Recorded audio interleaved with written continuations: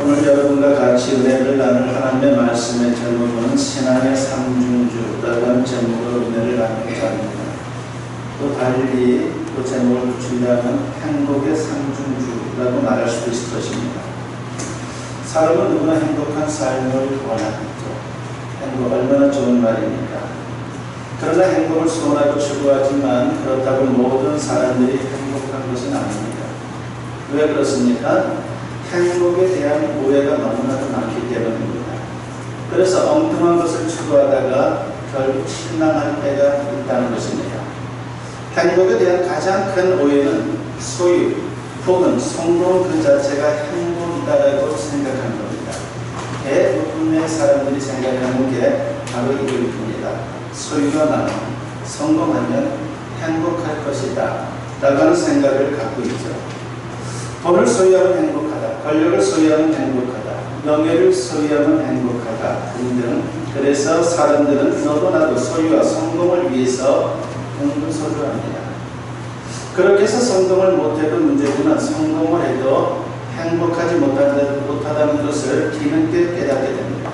이게 바로 인생의 비극인 것이죠. 성공은 증거합니다. 행복은 전혀 다른 차원의 이야기라고 말합니다.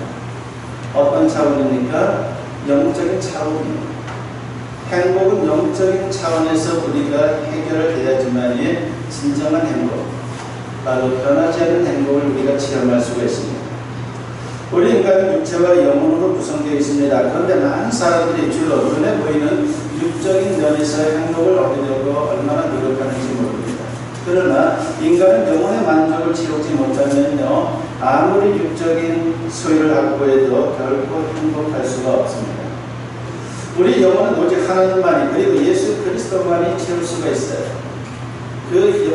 채울 수 있는 영적인 공간이 채워지지 않으면요, 사람은 행복할 수가 없다는 것입니다. 그래서 파스칼이 남긴 유명한 말이 있죠. 인간의 영혼에는 큰 구멍이 있다. 그것은 오직 예수 그리스도 한 분으로만 채울 수 있다라는 그런 말을 했습니다. 그러므로 진정한 행복을 위해서는 영적인 차원에서 접근을 해야 합니다. 하나님을 깊이 만나면, 다시 말해서 신앙이 좋아지면 행복할 수 있는 겁니다. 오늘 본문이 바로 그런 접근법에 대해서 우리에게 알려주고 있습니다.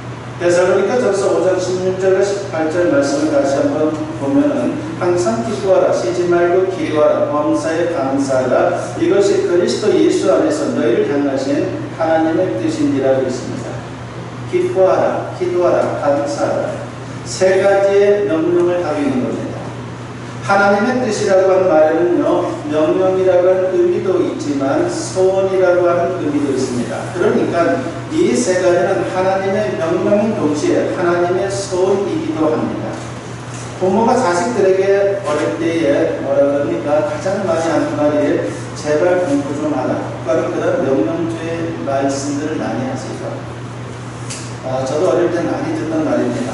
그게 옛날 생각이 나는 것 같아요. 얼마나 공부하라고 돌아다니는지.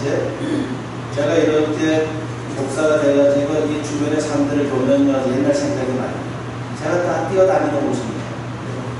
밥도 안 먹고, 뭐 한 4km, 5km는 웬만하면 뭐 다 걸어다녔죠. 산길을 따라서. 네, 그렇게 참으로 노는 것이 너무나도 좋다 보니까는 공부하라고 하는 얘기를 참으로 많이 들었습니다. 하지만 이것은 부모님의 소원이기도 하죠. 명령인가 동시에 소원입니다. 그것은 결국 뭡니까? 자식 본인을 위한 것입니다. 저를 위해서, 자식들 본인을 위해서 그렇게 명령하고 소원을 갖는 겁니다. 이처럼 기뻐하고 기도하고 감사하면 결국 본인이 행복해지는 겁니다. 그리고 이 세 가지는 한 묶음입니다. 각기 다른 것 같지만 사실은 하나입니다. 음악으로 말하면 삼중주인 셈입니다.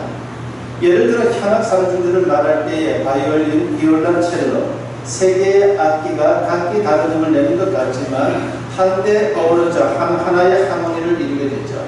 얼마나 좋은 음악이 나옵니까? 그러니까 기뻐하는 신앙, 기도하는 신앙, 감사하는 신앙을 실천하게 되면요, 자연스럽게 행복의 하모니를 이룰 수가 있는 겁니다. 그런 뜻으로 행복을 위한 신앙의 삼중주라 말할 수가 있습니다. 하나님을 믿는 성도는 신앙의 삼중주로 행복한 삶을 살 수 있다는 것이 성경의 가르침입니다. 이것은 성도들의 특권인 동시에 성도들의 사명입니다. 하나님께 영광을 돌리는 일이고 더 나아가 다른 사람들에게는 행복의 모델을 증거하는 거예요. 아, 저렇게 사니까 행복하구나. 그래서 다른 사람들도 도전을 받게 되는 것입니다. 어떻습니까? 행복한 삶을 살고 있습니까? 그렇다면 다행입니다. 그래도 한번 점검해 보십시오. 혹시 지금 내가 느끼는 행복이 육적인 차원에서 유리한 것인지 살펴볼 필요가 있습니다. 만약 그렇다면 그 행복은 잠시 후에 사라지는 안개와 같을 것입니다. 진정한 행복이 아니죠. 그리고 나는 행복하지 않다고 생각한다면 그것은 다른 게 아니라 나의 신앙에 문제가 있는 것입니다. 신앙의 삼중주를 제대로 실천하지 못한 채 세상 사람들처럼 엉뚱한 데서 행복을 추구하기 때문입니다. 그것은 행복을 손에 쥐고도 다른 데서 행복을 찾는 것 같은 어리석은 모습입니다. 아무쪼록 오늘 말씀을 통해서 기쁨, 기도, 감사의 신앙의 삼중주를 잘 실천함으로 행복한 삶을 살 수 있는 우리 모든 성도님들이 되었으면 합니다. 그러면 세 가지 신앙의 악기를 차례대로 한번 살펴보고자 합니다. 첫 번째 신앙의 악기는 기쁨이라고 있습니다. 본문 16절에 보니까 항상 기뻐하라고 있습니다. 행복이라고 하는 것은 마음의 상태를 말하는 것이죠. 마음의 기쁨을 누릴 때 비로소 행복할 수 있습니다. 아무리 소유가 많고 세상에서 성공했다고 해도 기쁨이 없으면요, 그 인생은 불행일 수밖에 없습니다. 그래서 하나님은 성도들에게 항상 기뻐하라고 말씀합니다. 그런데 이 말씀을 들으면서 반문이 생깁니다. 기쁨은 마음의 상태인데 어떻게 행동을 요구하는 것처럼 명령할 수 있나? 그렇게 생각을 할 수가 있는 것이죠. 세상에서 제일 어려운 게 마음을 컨트롤하는 것입니다. 노력한다고 마음을 통제할 수 있는 게 아니죠. 여기서 말하는 기쁨은 세상 즐거움과 전혀 다른 것입니다. 달리 말하면 신령한 기쁨이다 라고 그렇게 말할 수가 있습니다. 세상의 즐거움은 육신적인 조건을 갖춤으로 얻을 수가 있습니다. 그러니까 명령할 필요가 없는 거예요. 그냥 세상적인 걸 얻으면 그냥 만족하기 때문에, 그리고 뭔가 기뻐하기 때문에 그냥 그런 명령이 필요 없는 것이죠. 그런데 신령한 기쁨은 하나님이 부어주시는 겁니다. 그러므로 하나님 명령에 순종할 때에 주어지는 겁니다. 그 명령이 구체적으로 어떤 겁니까? 다른 말씀을 참조해보면 알 수가 있습니다. 우리 성경에 나와 있는 빌립보서는 옥중 서신으로 사도 바울이 감옥에 갇혔을 때에 감옥 밖에 있는 성도들에게 보낸 편지입니다. 육신적으로 보면 너무 힘들고 어려운 상황입니다. 그럼에도 그는 이렇게 외치죠. 빌립보서 4장 4절에 보니까 주 안에서 항상 기뻐하라. 내가 다시 말하노니 기뻐하라고 했습니다. 여기서 기뻐하라고 하는 명령문이 두 번 나오고 있습니다. 여기서 주목해야 할 것은 주 안에서라고 하는 표현입니다. 무슨 말입니까? 영적인 연합관계를 가리키는 것이죠. 다시 말하면 예수님께 붙어 있으라는 겁니다. 주 안에서라는 표현은 바울이 자주 강조하는 말입니다. 이 말은 바울 서신에 132회 정도 나옵니다. 성령을 통해 예수님께 연합되어 있는 상태를 가리키는데 바로 그럴 때에 하나님이 우리 심령에 기쁨을 공급해 주신다는 겁니다. 이러한 기쁨이 세상 즐거움과 어떻게 다릅니까? 예수님의 말씀을 통해 알 수 있습니다. 예수님이 바로는 사마리아를 지나게 되었죠. 그러다가 우물가에서 여인을 만나게 됩니다. 그 여인은 세상적으로 잘난 남자를 만나면 팔자를 고칠 수 있다라고 그렇게 생각을 했어요. 지금도 우리가 흔히 말하는 이야기 아닙니까? 어쨌든 남편 잘 만나면 팔자를 고친다. 얼마나 많은 말들을 지금도 하고 있습니까? 이 여인도 마찬가지였어요. 그게 행복인 줄 알았습니다. 그런데 그게 아니었어요. 그래서 이혼하고 또 다른 남자를 만났습니다. 이번에는 진짜 행복할 줄 알았어요. 그런데 또 아니었습니다. 그렇게 하기를 5번. 지금은 또 다른 남자가 동거하는 중입니다. 결혼식도 올리지 않았습니다. 그러니 그 마음이 오죽했겠습니까? 동네 사람들 보기에 너무나도 괴롭고 부끄러웠을 것입니다. 그래도 목구멍이 포도청이라 먹고는 살아야 하기 때문에 마을 사람들이 다니지 않는 정오 한낮에, 뜨거운 그 한낮에 우물가에 물을 기르러 온 것입니다. 사람들 눈에 안 띄도록 그렇게 왔어요. 그런데 그곳에서 뜻하지 않게 예수님을 만나게 됩니다. 예수님이 불쌍한 여인을 보다가 이런 말씀을 합니다. 요한복음 4장 13절과 14절에 보니까 예수께서 대답하여 이르시되 이 물을 마시는 자마다 다시 목마르려니와 내가 주는 물을 마시는 자는 영원히 목마르지 아니하리니 내가 주는 물은 그 속에서 영생하도록 솟아나는 샘물이 되리라 하셨습니다. 몸을 물은 마셔도 또 목마릅니다. 영혼의 갈증을 채워주지 못합니다. 그런데 예수님이 주시는 영생은 영혼의 갈증을 채워주는 생수라고 하는 겁니다. 그것도 영원토록 계속 솟아나는 생수의 샘물입니다. 그래서 구원의 기쁨을 맛본 사람은 이미 천국의 맛을 보았기 때문에 세상 것들을 풍토처럼 여깁니다. 있으면 좋고 없어도 괜찮고 그런 겁니다. 스웨덴의 나이팅게일이라고 불리는 성악가 제니 린드라고 하는 분의 이야기입니다. 이분은 19세기를 풍미했던 오페라 가수입니다. 부와 명예와 사랑을 한 몸에 받았어요. 많은 사람들이 그녀를 부러워했어요. 얼마나 행복할까? 너무나 부럽다. 그렇게 사람들은 생각을 했습니다. 심지어 스웨덴 집회에 그녀의 초생화가 그려질 정도로 지금도 추앙받는 그런 이분입니다. 그런데 그녀가 한참 왕성한 활동을 하다가 어느 날 갑자기 무대를 훌쩍 떠났습니다. 사람들은 놀라면서도 인기의 달콤함을 경험한 린드가 곧 무대로 복귀할 것이다 라고 그렇게 기대를 했습니다. 그런데 그 기대는 완전히 빗나갔습니다. 무대를 떠난 이후 그녀는 완전히 소식이 끊겼습니다. 그녀에 대해서 아는 사람들이 아무도 없는데 몇 년 후 한 친구가 수소문 끝에 린드를 찾았습니다. 그때 마침 그녀는 무릎 위에 성경을 올려놓고 저녁 노을을 바라보고 있었습니다. 기쁨과 감격이 충만한 표정이었어요. 그 표정만 봐도 그녀가 얼마나 행복한지 옆에서 친구가 볼 때 너무나도 부러울 정도였습니다. 친구가 그녀에게 물었습니다. 전성기 때 무대를 떠난 이유가 뭐니?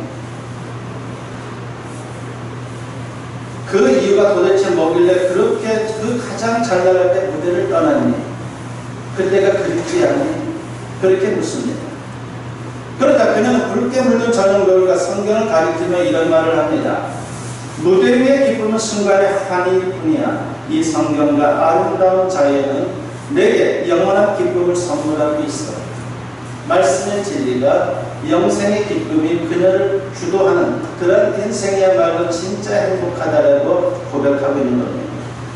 세상 즐거움보다 주님이 주시는 구원의 기쁨을 만끽한 그녀의 고백이었습니다. 이것은 주님 안에 있음으로 얻을 수 있는 기쁨이죠. 주님을 떠나면 얻을 수 없습니다. 알지도 못합니다. 그래서 주님께 붙어 있으라고 하는 의미로 기뻐하라고 명령하고 있는 겁니다. 구약의 하박국 선지자를 잘 알지 않습니까? 불평, 불만이 많은 사람이었어요. 그냥 건드리면 불평, 불만만 하는 사람입니다. 나라가 외세의 압제와 수탈 어려울 때에 불평할 수밖에 없는 그런 상황이었고 그러다 보니 전혀 행복하지를 않았습니다. 그런데 하나님을 만나고 나서 영적인 체험을 한 이후에 그는 이렇게 주님을 노래하고 인생을 노래합니다. 하박국 3장 17절과 18절에 보면 비록 무화과 나무가 무성하지 못하며 포도나무에 열매가 없으며 감람나무에 소출이 없으며 밭에 먹을 것이 없으며 우리의 양이 없으며 외양간에 소가 없을지라도 나는 여호와로 말미암아 즐거워하며 나의 구원의 하나님으로 말미암아 기뻐하리로다 라고 했습니다.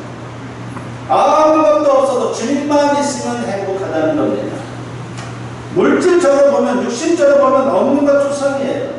어려운 일만 가득합니다. 그러나 하나님을 만남으로 하나님 안에 있으므로 그런 환경과 조건을 초월하는 절대 기쁨, 신령한 기쁨을 누리게 되었다라고 고백을 하고 있습니다.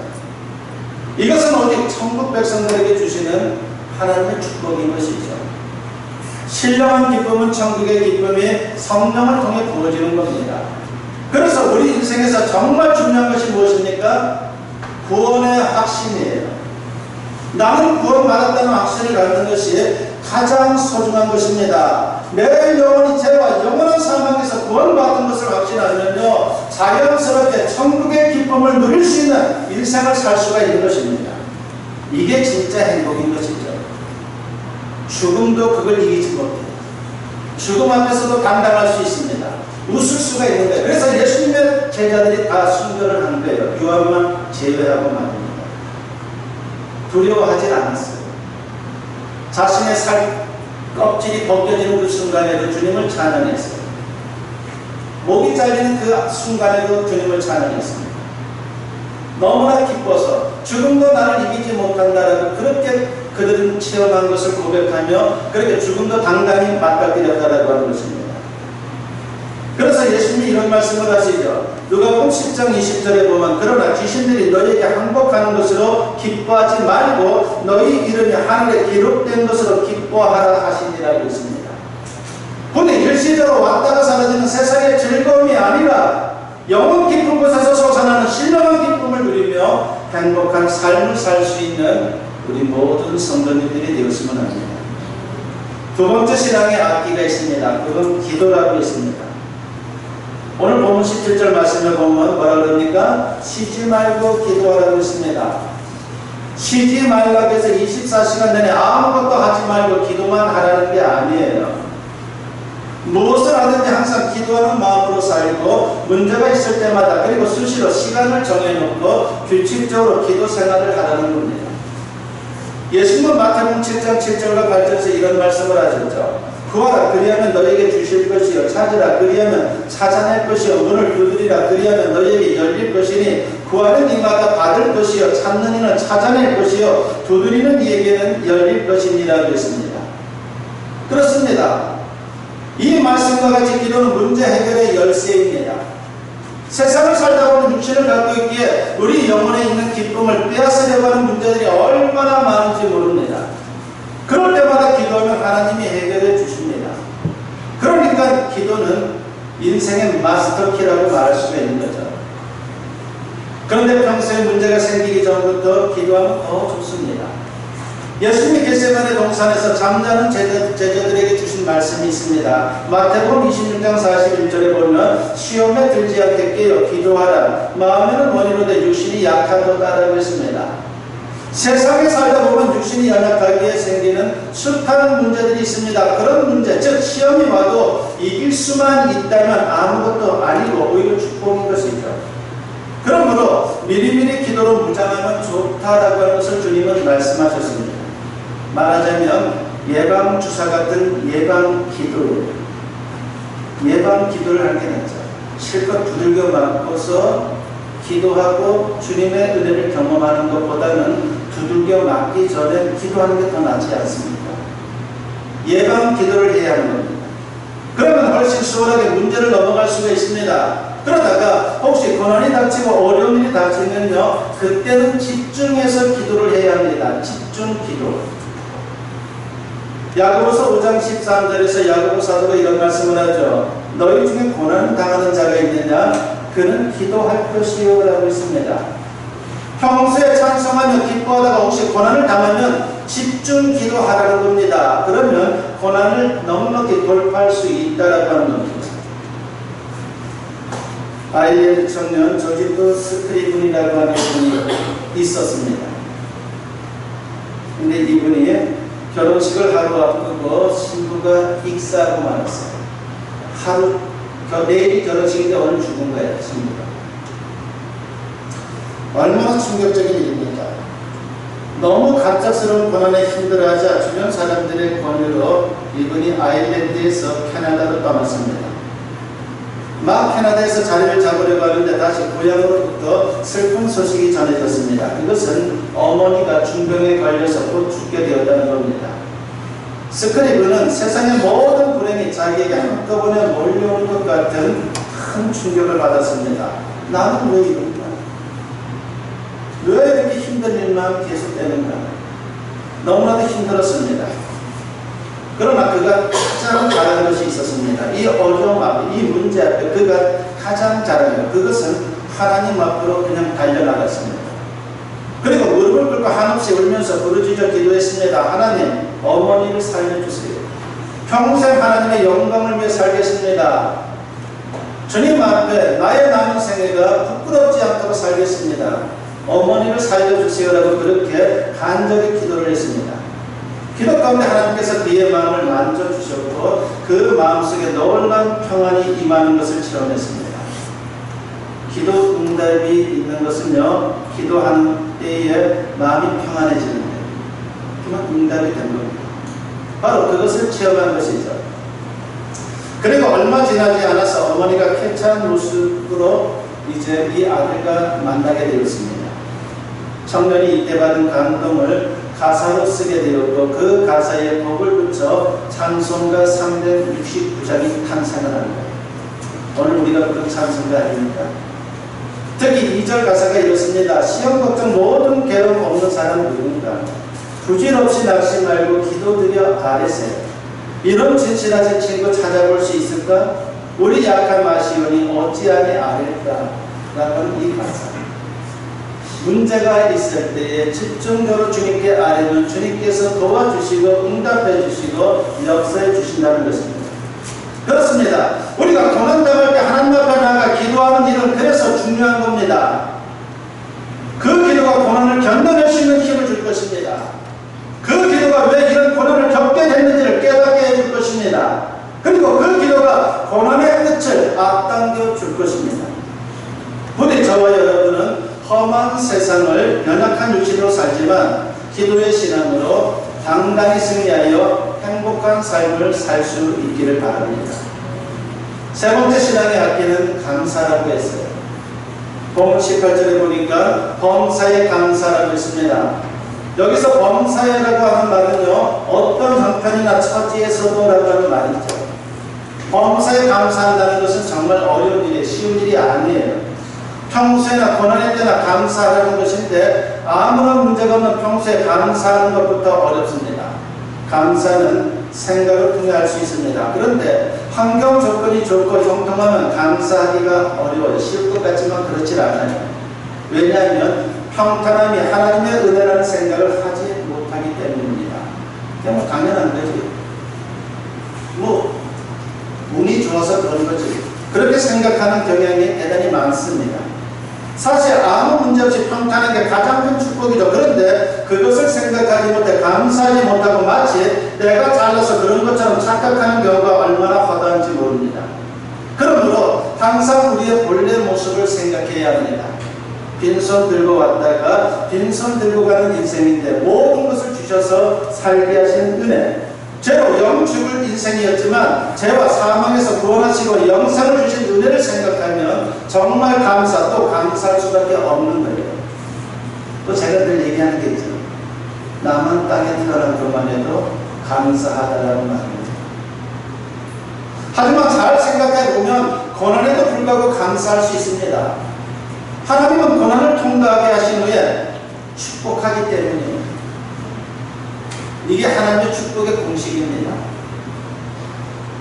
마치 비가 온 후에 무지개가 뜨는 것처럼 말입니다. 바울은 하나님의 섭리를 생각하고 감사할 것을 권면합니다. 로마서 8장 28절과 32절에 보면 우리가 알거니와 하나님을 사랑하는 자 곧 그의 뜻대로 부르심을 입은 자들에게는 모든 것이 합력하여 선을 이루느니라. 자기 아들을 아끼지 아니하시고 우리 모든 사람을 위하여 내주신 이가 어찌 그 아들과 함께 모든 것을 우리에게 주시지 아니하겠느냐라고 했습니다. 예수님조차 믿어주신 하나님이 우리에게 고난을 주셨다면 그것은 우리가 미처 알지 못하는 오묘한 하나님의 섭리적 계획이 있기 때문이에요. 요즘 우리가 새벽 기도 시간에 창세기를 강의하고 있는데 요셉이 나오고 있어요. 요셉 너무나 잘 알잖아요. 얼마나 고난을 많이 받았습니까? 그런데 알고 보니까 섭리적 고난, 섭리적 계획이다라는 하는 것을 우리가 알 수 있죠. 그러므로 미리 믿음으로 바라보고 감사하는 것이 우리에게 대단히 중요한 겁니다. 지금 힘든 것만 생각하지 마세요. 이처럼 완성될 하나님의 섭리를 미리 바라보면서 감사하면요, 고난을 넉넉히 이기고 행복할 수 있다라는 겁니다. 행복합니까? 그렇다면 다행입니다. 하지만 그 행복이 어디서 온 것인지 점검해 보시기 바랍니다. 혹시 육적인 차원에서 온 것이라면 머지않아 그것은 사라질 것입니다. 빨리 영적인 차원으로 전환해서 진정한 행복을 추구할 수 있기를 바랍니다. 혹시 불행하다고 느낀다면요, 여러분의 신앙을 점검해 보시고 신앙의 삼중죄를 꼭 실천할 수 있기를 바랍니다. 그러면 삶 속에 행복의 하모니를 연주하게 될 것입니다. 아무쪼록 신앙의 삼중주로 행복하고 더 나아가 많은 사람들에게 진정한 행복의 비결을 전하는 행복의 전도사들이 다 될 수 있기를 주님의 이름으로 간절히 축원합니다.